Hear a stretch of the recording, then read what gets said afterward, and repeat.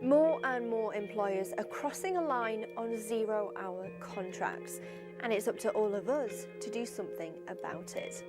Around 1 million workers, mostly working in the retail and hospitality sectors, are on zero-hour contracts. That's almost certainly someone you know. These workers aren't guaranteed any hours, and they're often unaware of their basic employee rights because many of the employers don't advertise them. Together, these workers form a pool of on-call staff who must be available for when bosses need them at the drop of a hat. Some say this kind of work can offer flexibility.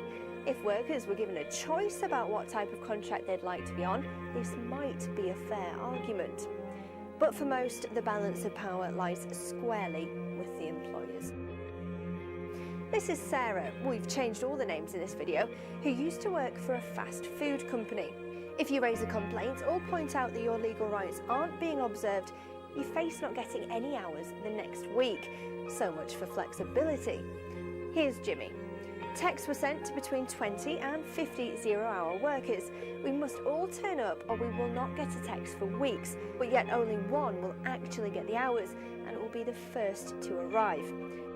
Turning workers against each other by making them desperate, fighting for hours, punishing them by taking those hours away is what this is all about. I was 8 months pregnant doing 12-hour shifts.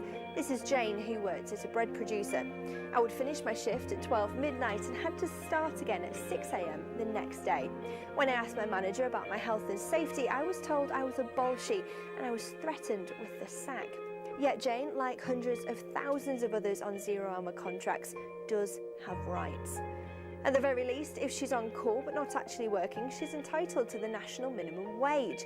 Asking for annual leave isn't a favour to be handed out as a gift by generous bosses. It's a right fought for by unions years ago. The same goes for work-related travel too. In the last decade, the number of zero-hour contracts has doubled. Even ministers from the coalition government have admitted their surprise at just how common they've become. Yet it's not individual workers struggling to get by who are going to help rescue those stuck in this unfair trap. It's only by campaigning together that we can stop this. Tweeting, protesting, boycotting, whatever it takes to persuade companies, many of them big household names, that when it comes to zero-hour contracts, their abuses are way over the line. So tell them we won't put up with our friends, relatives and neighbours being ripped off to make them more money. Let them know whose side you're on.